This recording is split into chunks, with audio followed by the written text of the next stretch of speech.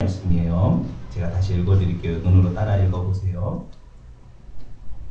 아담이 그의 아내 하와와 동침하며 하와가 임신하여 가인을 낳고 이르되 내가 여호와로 말미암아 등남하였다 하니라. 그가 또 가인의 아우 아벨을 낳았는데 아벨은 양치는 자였고 가인은 농사하는 자였더라. 세월이 지난 후에 가인은 땅의 소산으로 제물을 삼아 여호와께 드렸고 아벨은 자기도 양의 첫 새끼와 그 기름으로 드렸더니 여호와께서 아벨과 그의 제물은 받으셨으나 가인과 그의 제물은 받지 아니하신지라. 가인이 몹시 분하여 안색이 변하니 여호와께서 가인에게 이르시되 네가 분하여 함은 어찌 됨이며 안색이 변함은 어찌 됨이냐.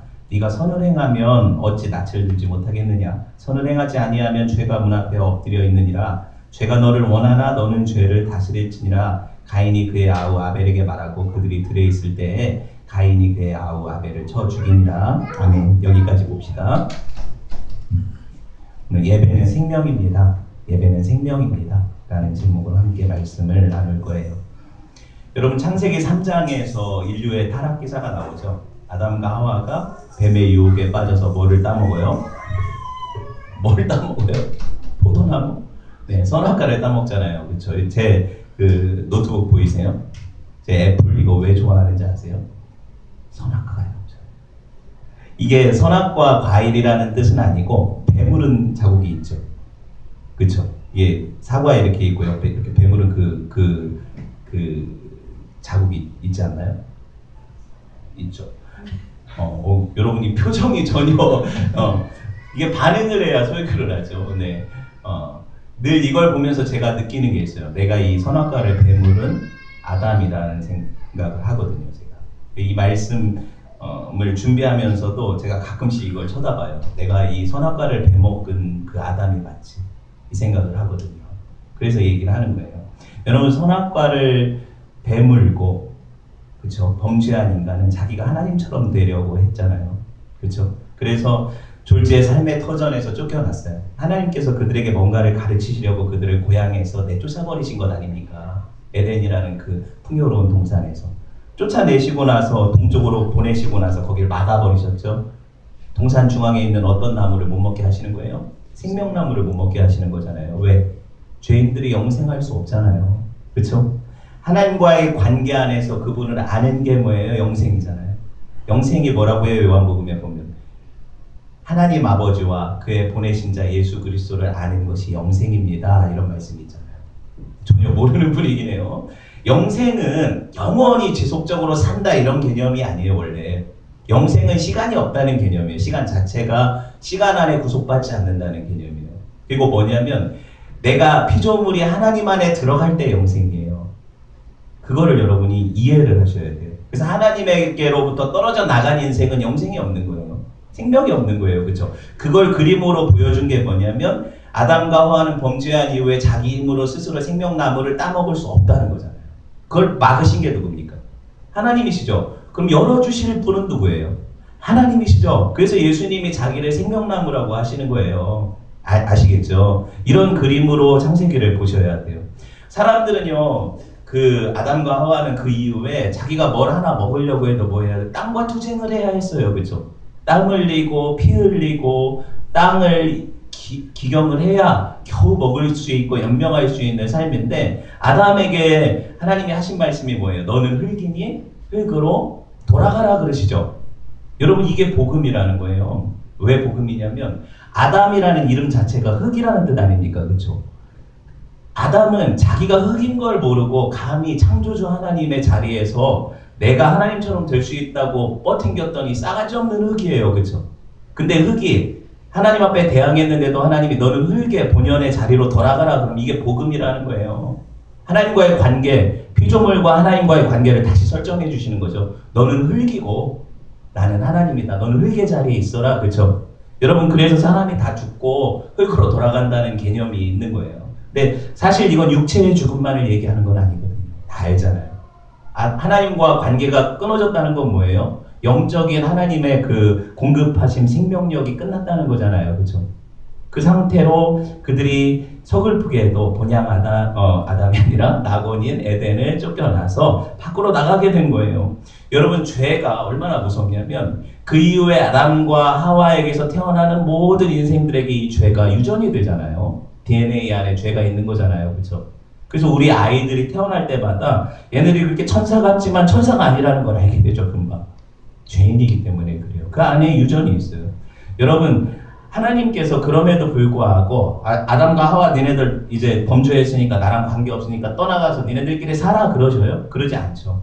여러분 기억하시다시피 하나님은 그 에덴이라는 동산을 잠궈 놓으시고 아예 잠궈 놓으시고 어떻게 해요? 아담과 하와를 따라서 나오세요. 동산에 안 계셔요. 하나님이 아담과 하와를 따라 나오신다는 거예요.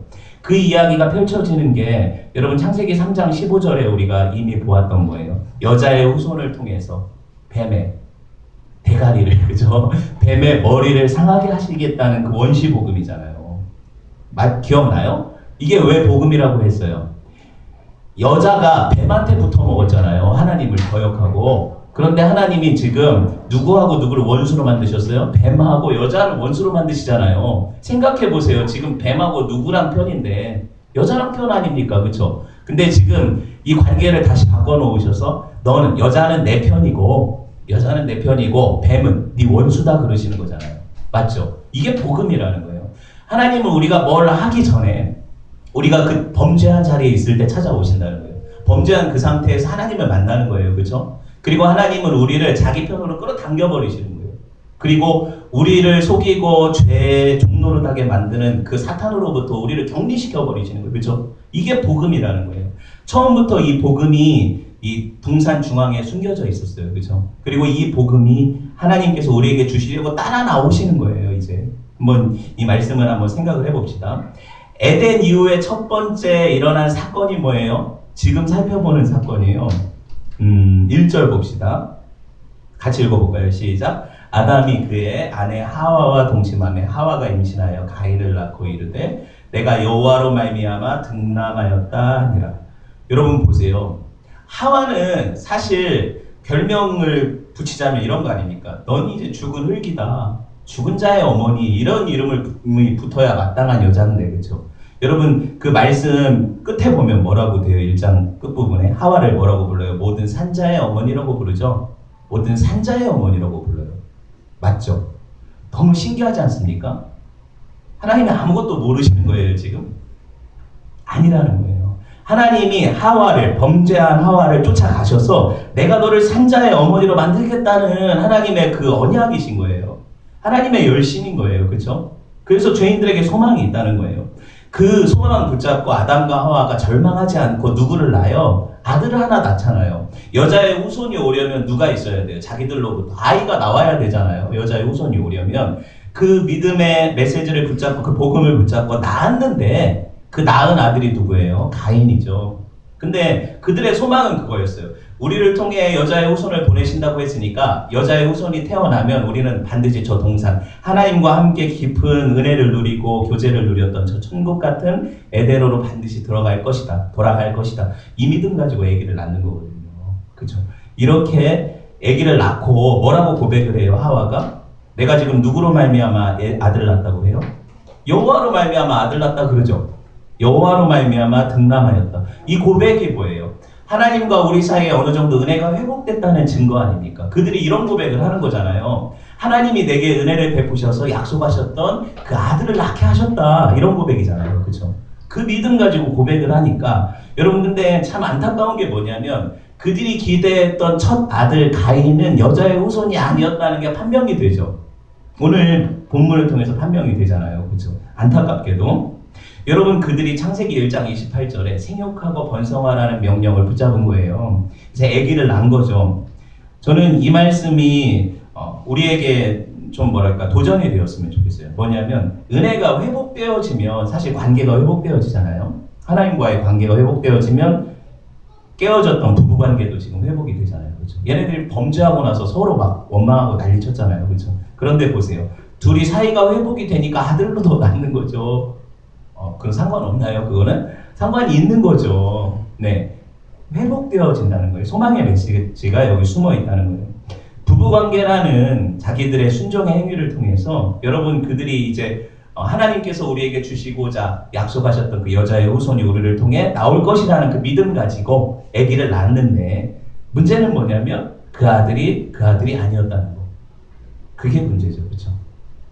그래서 여러분 보세요. 그럼에도 불구하고 하와나 지금 이제 아담 같은 경우에는 자기들이 낳은 이 아들에 대한 소망을 지금까지 모르니까 이 아이가 자라나야 하는 거 아닙니까? 그렇죠? 그래서 그 소망을 고백하기를 여호와로 말미암아 낳은 아들 이름을 이렇게 지은 거예요. 그게 가인인 거예요. 뜻이. 하나님이 주신 아들. 근데 이게 원문으로 보면 뭐라고 했어요? 내가 여호와를 낳았다. 이런 번역이 된다고 했잖아요. 우리 성도들 들었는데 기억을 하나도 못하네. 내가 여호와를 낳았다. 이런 번역이 된다고 해요. 그럼 무슨 말입니까? 그들이 소망하던 메시아가 자기들을 통해서 나왔다는 고백인 거예요. 하나님의 약속 붙잡고 낳은 그 여자의 후손이 맞다. 이런 마음으로 지은 이름이 가인인 거죠. 그렇죠? 근데 어찌되었든 그들의 기대는 이게 잘못했다는 걸 알게 돼요. 그 아들의 그 앞으로의 행실을 통해서.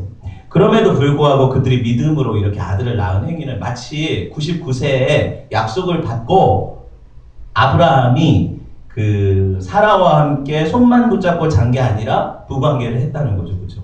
그래서 누구를 낳아요? 이삭을 낳고. 그렇죠? 이런 얘기가 성경에 저들이 진짜 믿음으로 하나님 말씀을 붙잡았다는 사실의 증명들이 나타나잖아요. 그렇죠? 그런 걸 우리가 볼 수 있다는 거예요. 어찌되었든 이들이 에덴에서 처음 이제 쫓겨나서 경험한 건 생명을 얻은 경험이거든요. 맞잖아요? 아들을 낳았으니까. 그리고 이 아담이나 하와는 자기들이 태어난 사람들이 아니죠. 하나님이 아기 때부터 엄마 자궁을 통해서 낳게 하신 사람들이 아니잖아요. 아담과 하와는 어떻게 된 사람들이에요? 창조하셨죠. 여섯째 날에 하나님이 성인으로 창조하신 거잖아요. 맞죠? 성인으로 창조하셔서 결혼할 정령기로 만드신 것 아닙니까? 그렇죠? 이런 사람들이 맨 처음 경험한 아기 출산인 거예요. 얼마나 놀라워요. 인류 최초의 출생, 그렇죠? 자연분만 뭐 이런 거. 너무 놀라운 사건이 기록되어 있어요. 경이로운 사건인데 이게 경이로운 사건인데 여러분이 전혀 이게 감동이 없는 것 같아서 토끼가 새끼를 낳아도 그렇게 이쁜데 그래요. 여러분 보세요. 생육하고 번성하는 은혜가 처음 범죄하기 전에 주어졌어요. 하나님 말씀을 통해서. 근데 범죄한 이후 3장에서 범죄한 이후에 그 은혜를 걷어가지지 않고 아담과 하와는 처음 받았던 그 말씀을 붙잡고 생육하고 번성하는 일을 했다는 얘기잖아요. 범죄한 이후에도. 그렇죠? 그리고 하나님은 그들에게 은혜를 거둬가시지 않았다는 증거로 누구를 준 거예요? 지금 그들의 아들을 준 거잖아요. 그렇죠? 이게 바로 이들 안에서 조금씩 회복되고 있는 하나님의 은혜라는 거예요. 여러분 성경을 볼 때 그냥 아들 낳나 보다 뭐 이런 식으로 봐서는 안 돼요. 하나님께서 그들에게 점점 더 은혜를 회복시켜 가신다는 증거를 봐야 되는 거예요. 그렇죠? 그리고 여러분 보세요. 이제 우리가 이 본문을 보면서 알게 되는 것은 그들의 기대와 소망의 아들인 가인이 그들을 구원할 구원자가 아니라 뭐라고 판명이 돼요? 살인자라고 판명이 되잖아요. 그렇죠? 그것도 동생을 죽인 폐륜적인 살인아. 그렇죠? 그 가정을 깨트려버리는 그런 살인아가 되죠. 그럼 사건 발단을 한번 볼까요? 말씀을 보니까 아벨이라는 이름은요 허무라는 뜻이라고 했어요. 그렇죠? 공허, 허물, 허무, 공허, 허무, empty, 벼다는 거죠. 벼다. 아예 아무것도 아니라는 뜻을 자기 아들 이름으로 줬다는 건 뭐예요? 그 아담과 하와가 가인의 자라나는 모습을 보면서 뭔가 큰 실망을 가졌다는 거예요. 무슨 말인지 아시겠어요? 자기들이 기대하고 소망했던 여자의 후손이라고 생각했던 가인이 자라나면서 부모의 기대에 못 미치는 아들이었다는 게 판명이 되는 거죠. 그러면서 둘째를 낳는데 첫째, 우리가 기대하고 소망했던 그 첫째가 구원자가 아니라면 이 둘째가 뭐 그렇게 기대가 되겠어요? 그런 생각인 거죠. 그래서 아기를 낳고 허무라는 이름을 주었어요. 아벨이라는 게 허무라는 뜻이니까 그런 이름을 줬단 말이죠. 세월이 지나서 얘네들이 자랐죠. 자라서 오늘 뭘 해요? 그들이 양도 치고 또 곡식도 농사도 져서 그래서 하나님 앞에 첫 예배, 첫 제사를 드리는 문맥이 오늘 본문에 나오는 거잖아요. 이게 인류 최초의 예배죠. 맞아요? 인류 최초의 예배잖아요. 그 이전에는 인류가 드린 예배의 기록이 없으니까. 맞아요? 그러면 인류 최초의 예배라는 건 뭐예요? 예배에 있어서 사람들이 어떻게 드려야 될까 모범적인 어떤 것을 제시하는 것이 있겠죠. 그 안에. 하나님께서 우리한테 처음 보여주시는 예배라면. 그렇죠? 그걸 우리가 주목해 보자는 거예요. 여러분 오늘 말씀 보니까 하나님이 받으신 제사는 누구 제사? 예, 허무라는 이름의 아벨의 제사. 참 허무한 인간이 예배를 드렸는데 받으셨어. 근데 하나님이 주셨다는 그 아들 예배는 안 받으시죠? 이걸 보자는 거예요. 같은 배에서 나온 형제인데, 그리고 그들이 정성으로 드려진 예배 가운데 한 사람은 연락하시고 한 사람은 거절하셨다. 그렇죠? 여기서부터 뭐가 보여져요? 하나님은 하나님의 택하신 백성들을 선택하시고 하나님 백성 아닌 사람들을 분리해 나가시는 게 보여지죠. 그렇죠? 처음부터 이게 보여지는 거예요. 여러분 보세요. 가인은 어찌되었든 자기가 드린 예배를 지금 하나님이 받지 않으셨다는 것 때문에 마음에 큰 상처를 입었어요. 맞죠? 그리고 가인은 이런 상처를 받을 수밖에 없는 게, 제가 첫째라서 좀 알거든요. 첫째를 부모들이 되게 이렇게 기대를 하잖아요. 첫 자식이니까. 첫 자기들의 어떤 아바타 같은 존재니까. 그렇죠? 기대를 하는데 별 볼 일 없이 자라면 이 부모가 어때요? 마음이 상하죠.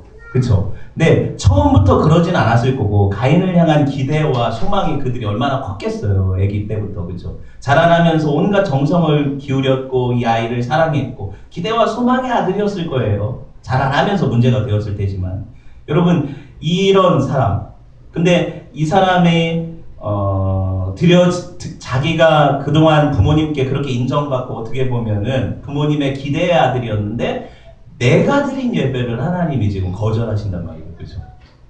그런 경험이 없어요. 가인은 내가 뭘 해드리면 다 기뻐하셨어. 인정하셨고, 어떻게 보면은 큰아들이라고, 아니면은 뭐라고 해야 될까요? 그들의 기대의 아들이었기 때문에 뭐 좀 성에 차지 않아도 인정받는 아들이었을 거라는 거예요.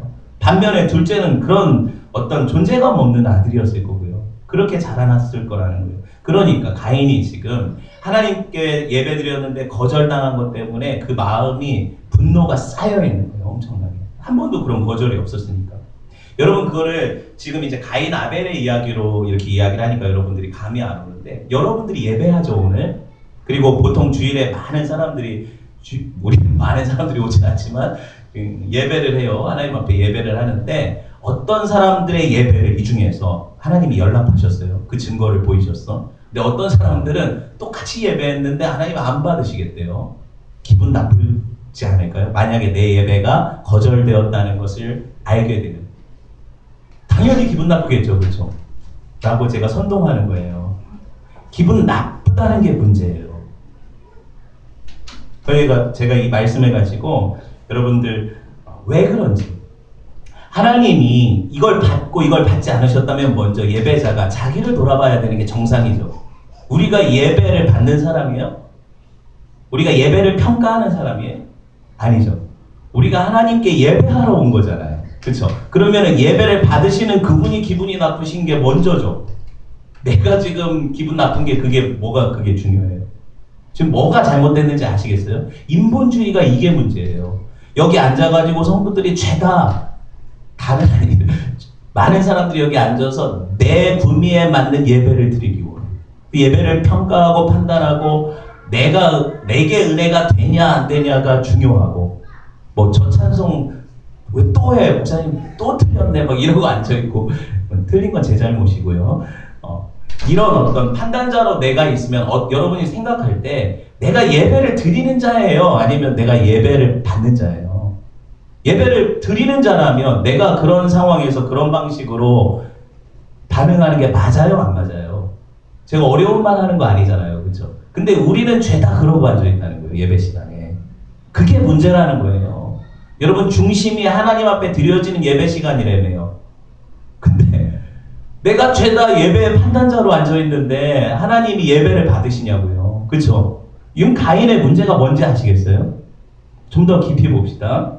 예전에 이 본문을 향한 여러 가지 해석들이 있었는데 가장 선호했던 해석이 뭐냐면, 동물 희생이라서 양제사가 동물 희생이라서 아벨 건 받으셨고, 가인의 제사는 그 곡식이라 안 받으셨다, 이런 언급이, 이런 어떤 그 해석이 있어요. 고대대로.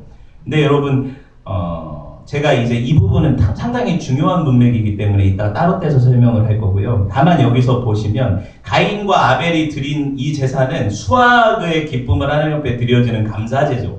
감사의 제사지 자기들의 죄를 속죄하기 위한 희생 제사는 아닌 거예요. 맞죠? 희생제사는 나중에 보면 레위기 문맥 안에서 희생제사는 동물 피가 있어야 돼요. 무조건. 근데 감사제사는 동물제사도 되고 곡식도 드려도 돼요.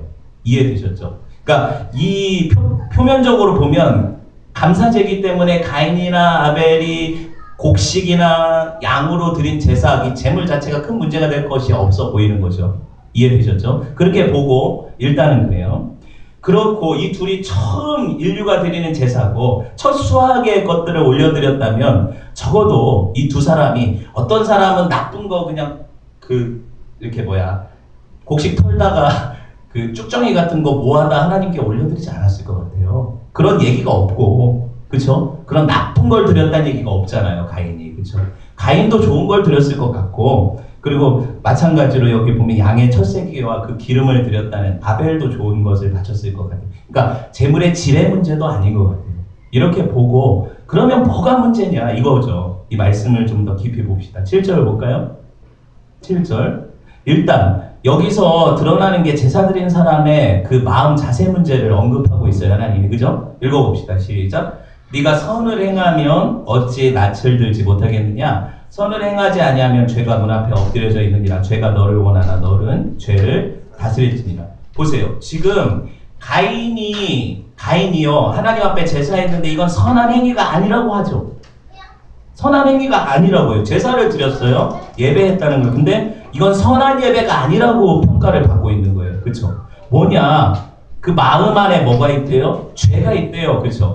그 죄가 뭐냐면 지금 가인을 잠식해서 가인으로 하여금 뭔가 하나님 앞에 온전히 나아가지 못하게 하는 어떤 것. 그쵸? 그것이 그 마음에 도사리고 있어서 그런 마음 품고 예배하니까 예배가 안 된다. 이런 문맥인 거죠. 우리가 보면 지금 그래요. 근데 여러분 보세요. 그럼 그 죄가 뭐냐? 죄라는 거 알겠어요. 마음에 악이 있었다는 걸 알겠는데 그럼 그 죄가 구체적으로 뭐냐? 이 예배 안에서 이걸 밝혀내자는 거예요. 그거를 히브리서 11장 4절이 뭐라고 얘기를 하는지 봅시다. 찾아보세요. 히브리서 11장 4절. 가인과 아벨의 제사에 대한 이야기거든요. 여러분 논리적으로 따라와야 돼요. 말씀. 안 그러면 계속 길게 할 거니까. 네. 11장 4절 읽어봅시다. 시작. 믿음으로 아벨은 가인보다 더 나은 제사를 하나님께 드림으로 의로운 자라 하시는 증거를 얻었으니 하나님이 그 예물에 대하여 증언하십니다. 그가 죽었으나 그 믿음으로써 지금도 말하느니라. 여기서 대조되는 한 사람 아벨 허무라는 사람은 지금 예배를 드렸어요. 같이. 근데 성경이 증언하기를 아벨은 어떤 걸로 예배했대요? 믿음이라는 걸로 예배했대요. 그쵸? 그럼 보세요. 그와 대조되는 죄가 있는 가인은 뭐예요? 믿음으로 예배하지 않은 죄라는 거죠. 맞죠? 같이 예배했는데 지금 여러분 보세요. 우리가 예배가 드려지고 안 드려지고는 믿음에 있고 없음의 차이라는 걸 보여주는 거잖아요. 분명히 여기 다 모여서 주일에 예배하는데 어떤 사람들의 예배는 연락됐어요. 하나님이 그 예배와 그 제물과 그 사람을 받으시죠. 그렇죠? 여기 나오잖아요. 가인과 그 제물, 아벨과 그 제물, 이건 뭐예요? 예배자와 그 예배 행위를 같이 받으신다는 얘기잖아요. 그렇죠? 그러니까 여러분 믿음으로 드려지지 않은 가인의 예배를 거절하셨다. 그것이 가인의 죄다. 이렇게 볼 수 있는 거죠. 그렇죠? 이 말씀을 보면 그래요. 근데 그러면 도대체 아벨이 뭔 믿음을 가지고 드렸다는 건가? 계속 여러분 생각을 해야 돼요. 무슨 믿음? 그러니까 가인하고 차별되는 어떤 믿음이 있어서 그걸 인정하시고 믿음으로 드린 제사라고 받으셨을까? 그렇죠? 이걸 찾아볼 수 있겠어요? 있어야 되죠. 네, 이걸 찾아보자는 거예요. 성경은요, 보세요. 우리가 이제 다시 환원해서 생각을 해보면 여러분 믿음이 여러분 거예요? 하나님이 주시는 거예요?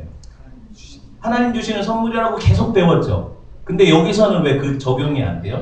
하나님이 당신이 당신의 백성에게 믿음을 주신다고 얘기하죠. 근데 그 믿음을 가지고 하나님 앞에 드려지는 걸 받으시는 예배라고 하는 거잖아요.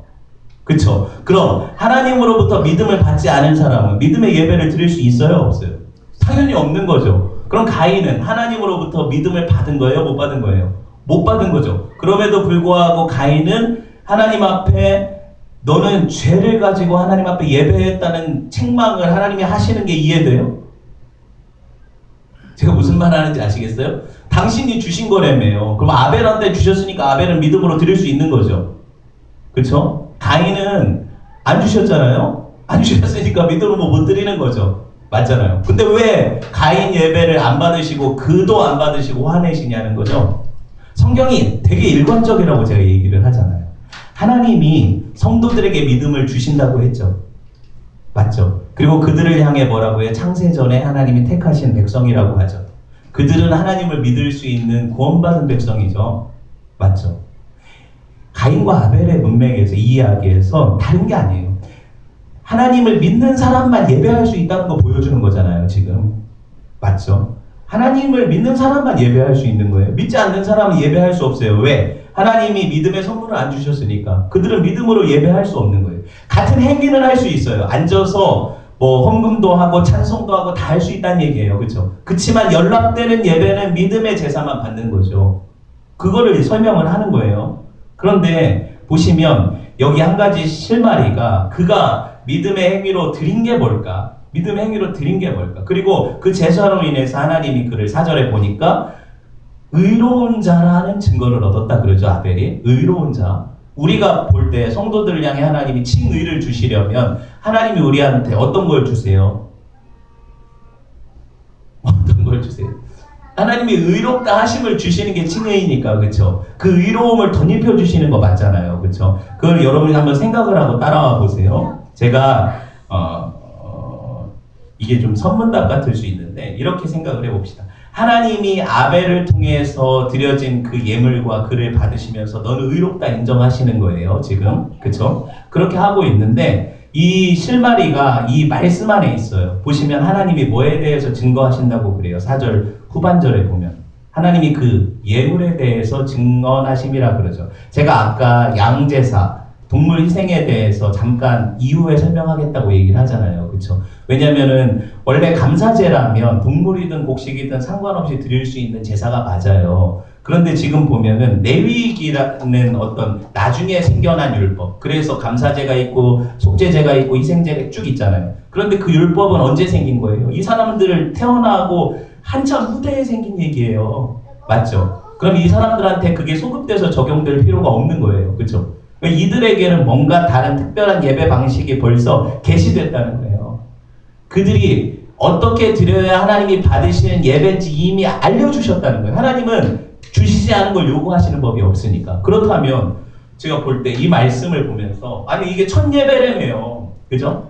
첫 예배인데 처음 드리는 예배인데 이걸 언제 가르쳐 주셨냐고요. 근데 보니까 사람들이 처음 드린 예배는 이 예배가 맞는데 보세요. 아담과 하와가 범죄한 이후에 동물이 죽은 건 처음 죽은 게 아니에요. 언제 죽었어요? 창세기 4장에 가죽옷 사건 기억하시죠? 누가 죽인 거예요?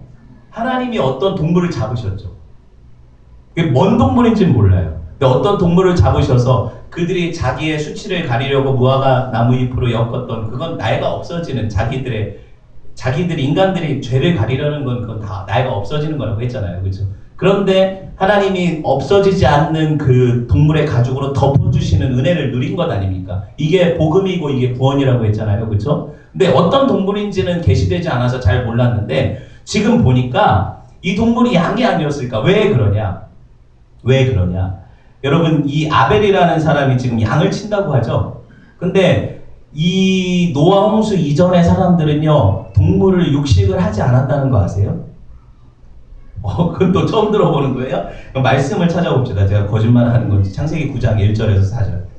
창세기 9장 1절에서 4절.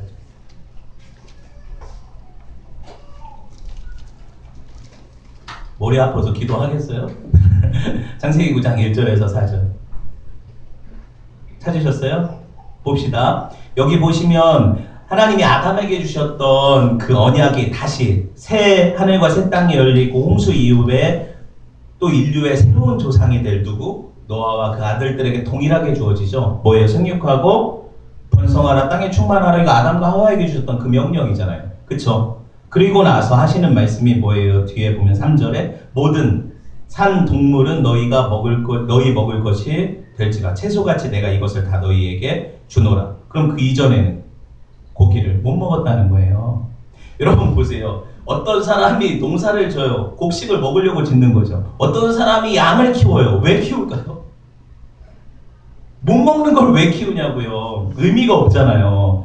아벨이라는 허무한 사람이 진짜 허무한 짓을 하는 것 아닙니까? 뭐 하는 거 지금? 양 키우는 거잖아요. 먹지도 못하는 양. 버터는 먹어요? 치즈는 먹고 양 젖은 먹어요? 아니에요. 육식을 금하셨다는 거, 그런 것들을 못 먹게 했다는 얘기예요. 그러면 한참 후대나 이게 허용이 돼서 먹을 걸 왜 키우냐고요.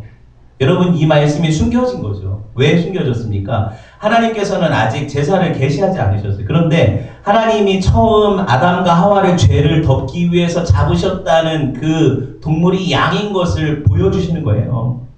양 가죽을 통해서 덮어버리셨고, 아벨이라는 이 아들은요, 한 가지만 본 거예요. 뭐예요? 그 부모가 입고 있던 그 가죽옷, 은혜의 사건. 하나님께서 그들을 어떻게 그들의 죄로부터 덮으셔서 보지 않고 하나님이 그들을 살리셨는가. 이 은혜의 복음 아닙니까? 그렇죠? 그리고 그들을 위해서 희생된 어떤 그 동물, 그게 귀하게 여겨지고, 그러니까 이걸 키우게 되고, 이걸 통해서 그가 누릴 수 있는 건 딱 한 가지죠. 뭐예요? 덮으심의 은혜 하나예요. 양 가죽을 통해서 먹지 못하는 고기니까 가죽은 쓰는 걸 봤잖아요. 지금 어떻게 쓴다? 옷을 만들어서 입는다. 왜? 자기들의 범죄함을 가리기 위해 하나님 만들어주신 옷이니까. 그렇죠?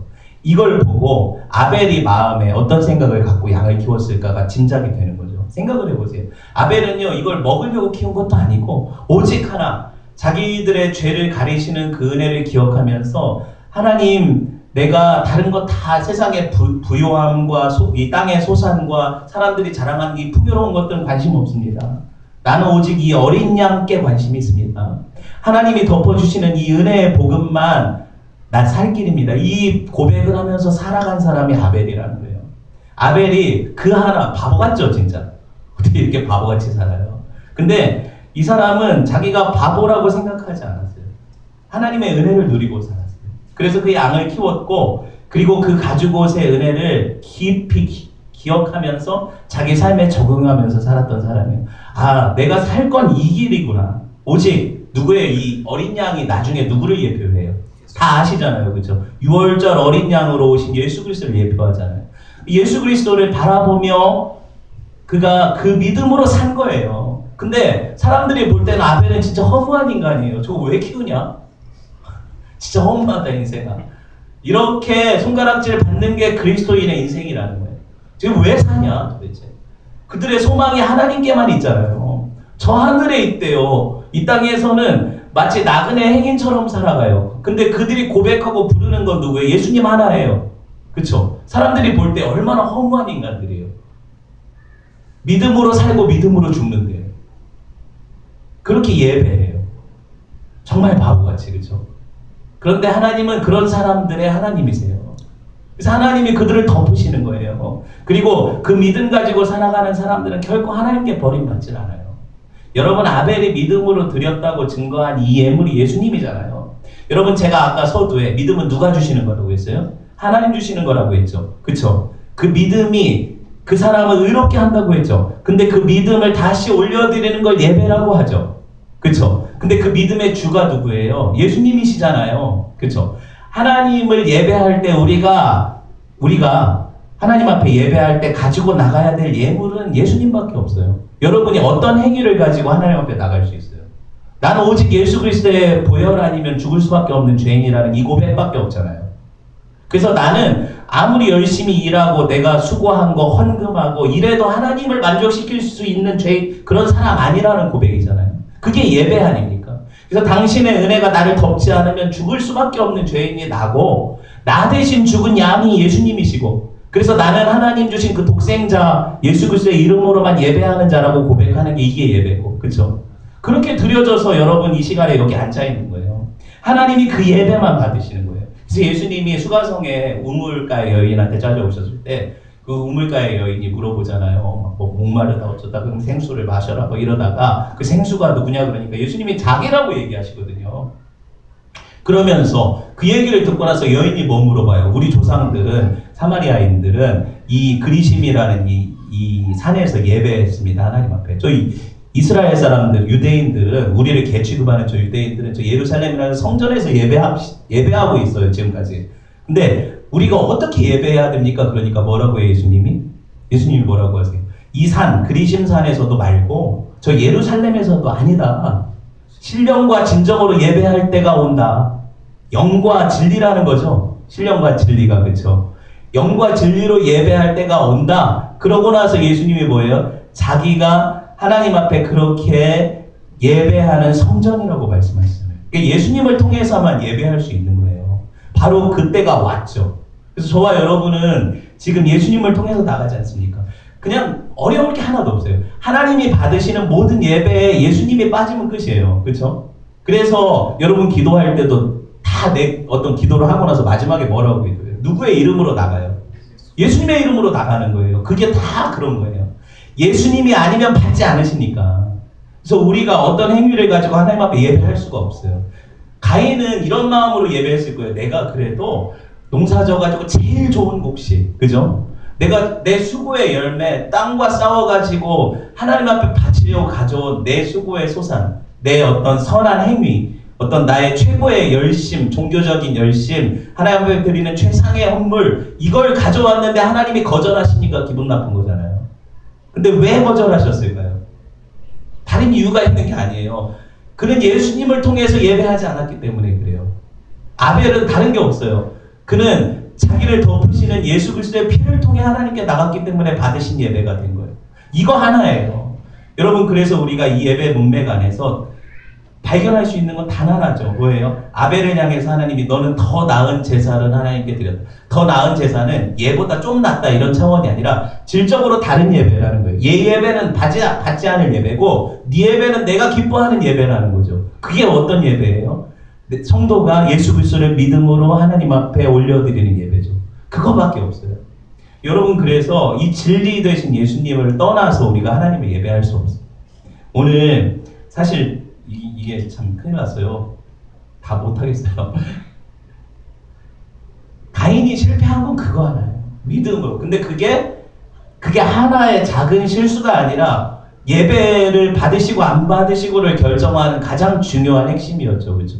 그게 가장 중요한 거예요. 그러니까 우리가 가끔씩 착각하기를 내가 하나님 앞에 어떤 것을 해서 하나님이 받으시고, 이게 행위잖아요. 그렇죠? 내가 종교적인 열심을 통해서 주 앞에 헌신한 이런 것들을 하나님이 기뻐하시고 이런 것들을 받으실 거라는 내 어떤 계산을 가지고 예배 자리에 와서 그렇게 예배하다가 진짜 내가 볼 때 정말 허무한 인간의 예배를 받으시고 저거 뭐 아무것도 안 가져왔는데 왜 저렇게 하나님이 은혜를 주시며 저 예배를 인정하시는데 왜 나는 이렇게 기분이 나빠? 예배 드리고 나서도 이게 은혜가 안 되고 이게 왜 그럴까요? 다 설명했잖아요, 앞에서. 여러분, 내가 가진 어떤 것으로 하나님 앞에 나갈 수 없어요. 목사든 성도든 똑같죠. 우리는 예수 그리스도를 통해서만 나갈 수 있어요. 예수님을 뺀 예배는요, 안고 없는 찐빵이죠. 할 수가 없어요. 그게 예배가 돼요, 그게. 그래서 그가 행하지 않은 선, 하나님이 지적하신 너는 선을 행하지 않았다. 네 안에 죄가 있다. 그게 뭐예요? 예수님을 믿지 않는 거죠. 예수님을 통해서 하나님께 나아가지 않는 모든 행위를 뭐라고 해요? 죄라고 하시죠, 하나님. 그걸 율법이라고 하세요. 그래서 그건 선한 행위가 아니에요. 하나님이 인정하셔야 선한 거잖아요. 그렇죠? 하나님이 인정하시지 않으니까 그건 선이 아닌 거죠. 우리가 볼 때는 어떤 집사님이 어떻게 했대, 이게 우리의 선이어서 그들을 칭찬해요. 그렇죠? 근데 그거 아니라고요. 하나님이 그걸 안 받으신다니까요. 그게 문제 아닙니까? 그렇죠? 사람들 안에서는 인정이 돼요. 그래서 그 사람들이 어떻게 연륜이 쌓이면 장로도 되고 뭐도 되고 되는 거 아니에요? 교회 안에서. 투표하면 다 그런 걸로 투표하는 거니까. 그렇죠? 문제는 뭐예요? 자기들의 행위의 열매를 이미 다 받아먹은 거예요.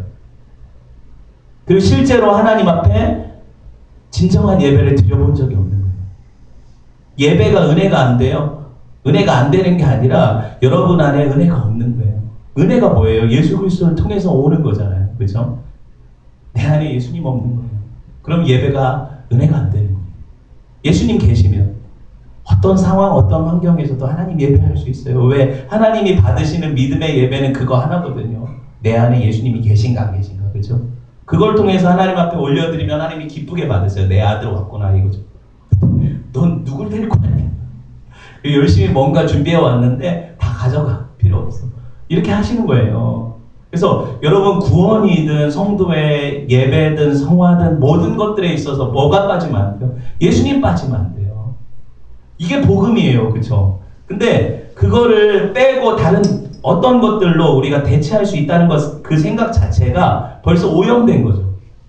여러분 제가 이렇게 얘기하면 여러분 다 똑같이 대답할 거예요. 여러분 구원의 행위가 들어갑니까? 안 들어갑니까? 안 들어간다고 할 거 아니에요. 다. 맞잖아요. 그거 이해하잖아요. 그쵸? 그런데 실제로 여러분 삶에서 여러분 행위가 왜 이렇게 나타나요?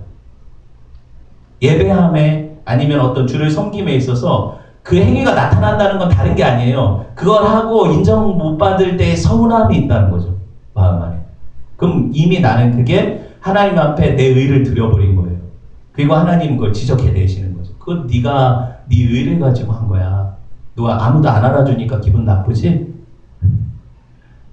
그거 나한테 드린 거 맞아? 너 인정받으려고 한 거잖아. 이렇게 하시는 거죠. 다른 게 아니에요. 예수님 안에서 참되게 예배하는 사람들은요, 예수님 아니면 자기가 하나님 앞에 받아들여질 수 없는 죄인이라는 걸 알아요. 그래서 여기서 감히 내가 어떤 누구보다 좀 낫다는 생각을 갖고 앉아있는 것, 그런 사람이 있을 수가 없는 거예요. 왜냐하면 죽을 죄인이잖아요. 그쵸? 다 배설물 같은 인간들이잖아요, 우리가. 그런데 내가 똥인데 예쁜 똥. 아까 우리 애들이 계속 차 안에서 똥 노래를 30분을 부르더라고요. 그런 노래가 있어요. 그런 노래가 있더라고요. 근데 제가 듣다가 정말 듣기 싫은 거예요. 무슨 뭐 이쁜 똥이 있고 더 뭐 건강한 똥이 있고 막 그렇게 똥 노래가 있어요. 들어보세요, 나중에. 똥은 똥이죠. 더러워요. 저는 그거 듣고 밥맛이 뚝 떨어져서 밥을 유한 집사님 반을 줬어요. 중요한 게 뭐예요? 하나님이 우리를 바라보실 때 우리의 어떤 겉모습, 우리의 드려진 어떤 것들을 보지 않으세요. 예수님을 보시는 거예요. 그래서 예수님으로 옷 입은 자만 하나님께 드려지는 거예요. 그게 의의 흰옷이죠. 성도들이 입으로. 그죠? 그거 벗고 내 행위를 입고 하나님 앞에 나가면 야, 이 거적대기 입고 왔냐? 너는 내 잔치에 내가 보내준 의복을 입지 않았기 때문에 이 잔치 자리에서 쫓아내시는 거예요. 그 복음서에 나오잖아요. 왕이 잔치를 베풀었는데 사람들 초청을 했더니 다 장가간다, 뭐 반일해야 된다, 안 왔죠. 그래서 사거리로 나가서 아무나 데리고 와라. 그래서 아무나 데리고 왔죠. 근데 거기서 끝나는 비유가 아니라 뭐라고 해요? 그 중에 어떤 한 사람이 밥을 먹고 있는데 의복을 안 입고 왔대요. 이게 무슨 내용이에요?